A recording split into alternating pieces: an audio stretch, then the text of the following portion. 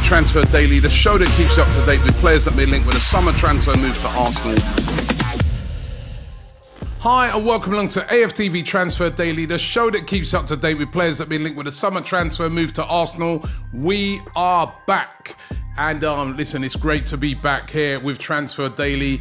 It's the big one, the summer transfer window. That's when a lot of players go and a lot of players possibly come in. And what are Arsenal going to do this summer? It is very, very intriguing. Now, the transfer window isn't even open yet. The transfer window opens actually next week, Friday, the 15th of June, and then closes on the 30th of August at 11 p.m. And we're going to be here every single day, keeping you up to date with all of the transfer news with regards to Arsenal. A strange opening day for the transfer window because it's also the same day the Euros kick off. Scotland are going to be kicking off their first game of the campaign against the host Germany on the same day the transfer window opens. And it's going to be very interesting now. And this is one of the reasons why I've sort of started Transfer Daily before the transfer windows open, is our clubs, including Arsenal, going to look to maybe say get at least one of those transfers in before the Euros. Of course, it's not just the Euros. You've got Copa America going on as well over there in the States. That's going to be taking place as well. So targets that you potentially want are going to be very, very busy with international tournaments. Targets that may be pretty cheap before the transfer window may go and have a great Euros and become all of a sudden very, very expensive. So this sort of next week or so is going to be very interesting leading up until when the Euros start. And it's already a busy time for all clubs, including Arsenal. Arsenal this week released 20 players. 20! Two of them that, you know, you'll definitely know. One of them was Cedric and the other one, Mohamed El Neni, who's been at the club for a very, very long time. Both of those released this week, along with like loads of academy players, loads of, you know, in the past, great prospects, but they've been released. And that is the ruthlessness of football. So who is going to be coming in? And before they even sort that out here at Arsenal, what about the players that are returning back from loan? Because, you know, we've probably forgotten about those players because we had such a good season and we were sort of concentrated on what we were doing. But what about all those players that have been out on loan? And it's quite an extensive list. There's Nuno Tavares, who's been out on loan at Nottingham Forest. Not the greatest of loan for him, but what do Arsenal do with him? Is it time for them to move him on? Kieran Tierney, who's been on loan at Real Sociedad, got injured for a big part of it yet again. Got a Euros coming up for him with Scotland. But what do Arsenal do with Kieran Tierney? Surely they're going to be moving him on. Albert Sambi Lokonga, who was on loan at Luton Town, had a good loan, by the way, and it showed that he was a player that needed a lot of game time. Went out there, had a good loan. But what do Arsenal do with Sambi Lokonga? Still lots of players ahead of him in his position, and Arsenal talking about bringing in players in that position as well. Charlie Patino, another player who had a really good loan at Swansea. I remember speaking to some Swansea fans who were saying, you know, we want to keep him. There's been a lot of rumours that Arsenal would sell him. Again, homegrown player, a player that would generate quite a lot of funds for Arsenal if they want to go into the transfer market. But then also a very, very talented player indeed. And then there's Brooke Norton-Cuffy, who was out on loan at Millwall. He's another one as well who's going to be returning. So what do Arsenal do with those returning players? And then there's several players in this Arsenal team that are Arsenal going to keep them following this transfer window, or are they going to try and sell them for a profit? Aaron Ramsdale, the goalkeeper, he's gone away with England. Very lucky, really, to make that England squad when you consider he hardly played any league games at all for Arsenal. I think it was only the 2 Brentford games. Definitely the number 2, despite what he was told at the start of the season, last season, should I say, where the manager said, you know, he might even like alternate him and Raya. Raya's going to be the number 1. Aaron Ramsdale, too good to be number 2, are also going to cash in on him. Emile Smith-Rowe, great player for Arsenal over the years, but been hit, ravaged by injury.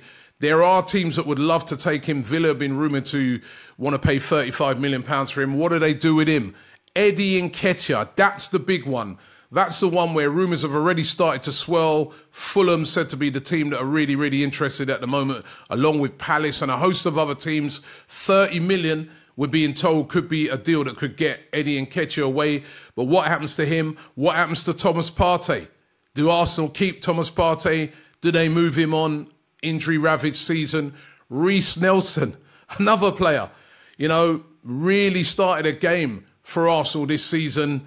A player starting to get a bit older now will want game time. Teams interested in him. Will Arsenal cash in on another homegrown talent? Fabio Vieira, hardly played. Lots of injuries last season.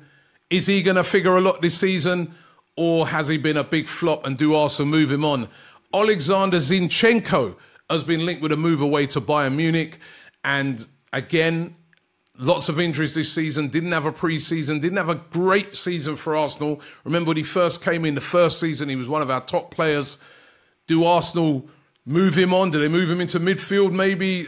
It's going to be interesting. And Jakub Kiwior has even been a player that's been spoken about as a player that could possibly move on this season. Came in sort of as a backup centre-back. Did play a lot of games as a left-back last year, but that's not really his position. Will Arsenal keep him, or will they look to move and get somebody else in that centre-back position? So there's a lot to be sorted out at Arsenal with regards to players leaving, loan players, what do we do with them, the ones that are returning. That's before we start to even get stuck into the players that Arsenal will be looking to bring in. And I think it's pretty universal out there when you go and you speak to Arsenal fans and you say, what do Arsenal need? It's pretty universal that all of the fans are saying, a striker, a striker, a striker. We need a clinical striker. Someone's going to score goals. That is the common theme amongst most of the Arsenal fans. And I thought that's what I concentrate on mainly today, because there's a lot of players we've been linked to. I'm going to be speaking about loads of them over the next few days. But let's really concentrate on some of the centre forwards that Arsenal have been linked with. And the big one is Benjamin Sesko. He's the one who's emerged in recent days as seemingly the favourite that Arsenal are going to look to sign. Sesko, of course, plays for RB Leipzig. Previous to that, he was their other club, RB Salzburg. Went to Leipzig. Had a decent season last year, 14 goals in 31 appearances. And he's rumoured to have this £55 million release clause. Now, he's a good striker, really, really tall, Slovenian international, so we get to see him at the Euros. Are Arsenal going to move for him? 21 years of age. Listen, he's not yet at that world-class level. Far, far, far from it. He's a up-and-coming prospect, and there'll be a lot of fans out there saying, well, listen, I want someone who's going to, you know, guarantee that they're going to bang in 20 goals. There'd be no guarantee with a player like this. He reminds me a lot when I look at him and I consider, you know, what he's doing of the signing that United made last year, Man United made last year when they brought in Rasmus Højlund. A player that really shouldn't come in and be that leading player, comes in, learns his way, sort of finds his way in the league first. And maybe that's what Arsenal are looking at doing with him, because remember, they still have Havertz, they still have Jesus there. But Benjamin Sesko is a player that's said to be really, really interesting in Arsenal. Still only 21 as well, very, very young. And Mikel Arteta is said to be a big fan. As I said, he's said to have this release clause of £55 million, is said to expire at the end of June. Will Arsenal make a move for him, possibly even before next week and the start of the Euros? Going to be interesting to see. Other clubs interested as well. Chelsea said to be one of those very, very interested in signing in Benjamin Sesko. There's also Viktor Osimhen. Listen, we've been speaking about this guy now for the past couple of seasons. Prolific the previous season. Last season, not so prolific. 15 goals, still decent, but not as prolific as that season where he led Napoli to, you know, winning the Scudetto. Napoli not having the greatest of seasons last year. Also didn't have the greatest of times in the African Cup of Nations. Was expected to be one of the stars. Wasn't really. But listen, he's still a top striker. Still only 25. And he's said to have this £110 million release clause at Napoli. Now, that's a lot of money. A lot of teams that are interested in him, even including PSG, not really keen on paying that amount of money.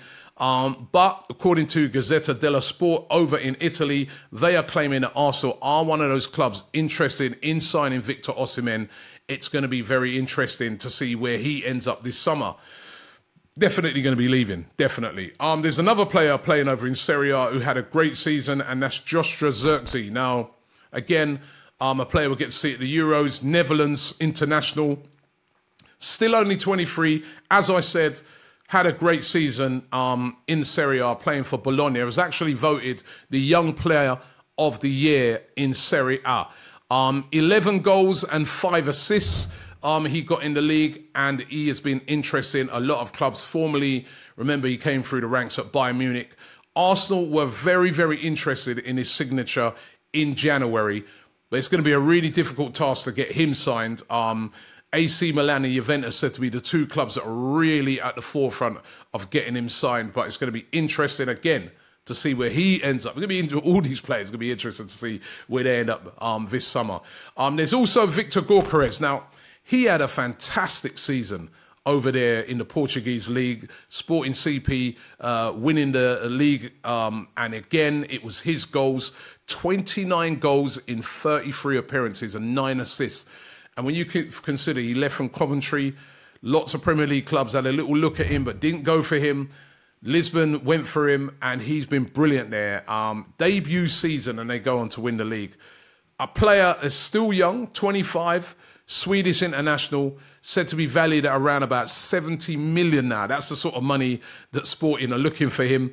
A lot of clubs don't really want to pay that amount. But the thing that's going to really probably scupper this one for the summer is the fact that he's having knee surgery. He's had some knee problems, he's going to have knee surgery. So the likelihoods of him moving this summer are going to be slim, because, you know, nobody's going to want to take on a player with a knee injury. I don't think Arsenal will. They've already got Jesus' knee injury to contend with. I'm sure they're not going to want anything else. And then, of course, another player, I mean, I'm putting him sort of in the striker category. I guess, really, he's not really a striker. You class him more as a winger, but he is a guy that's capable of scoring a lot of goals, and that's Marcus Rashford. The rumours have died down a bit on this one since the FA Cup win, but Arsenal have said to be very heavily linked with a move for Marcus Rashford. There were all these rumours that Marcus Rashford have had secret talks with Arsenal. I saw a lot of Arsenal fans last week saying, listen, I'll have him. Some are saying they wouldn't have him. Would Arsenal move for a Marcus Rashford? Again, it wouldn't be cheap. Round about the £70 million mark. We've seen what he can do when he's on it. We've seen what he can do when he's not on it. And he weren't on it last season. Only 7 goals and a pretty shocking season. The rumours is that if Ten Hag stays at Manchester United, Marcus Rashford's going to want to make a move. Those are the rumours. Nobody knows whether that's fully true or not, but those are the rumours that are floating around. Arsenal could be a club that could be interested in him.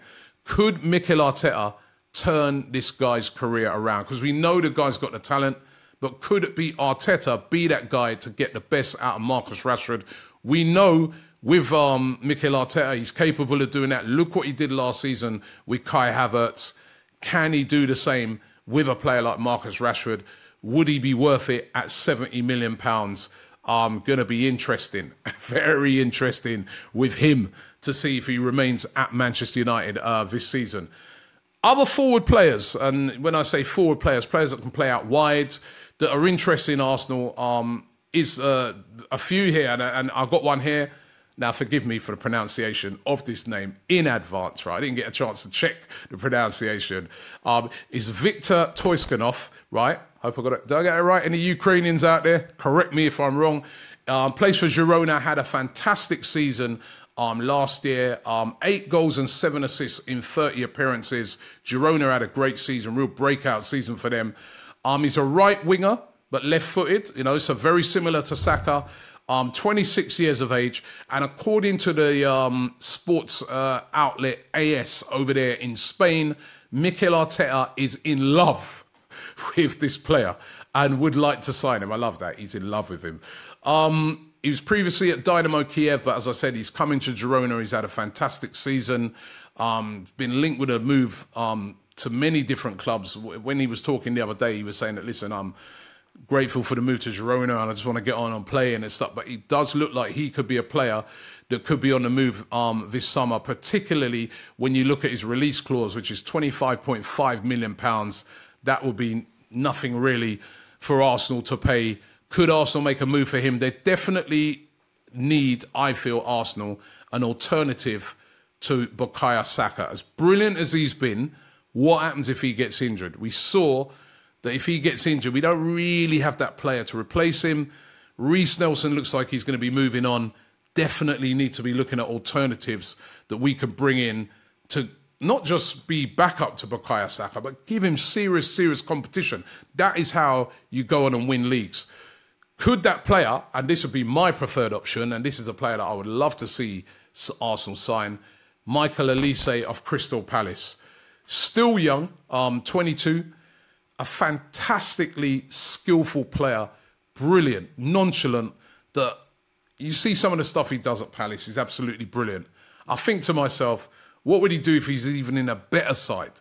What would he be capable of? 10 goals and 6 assists last season.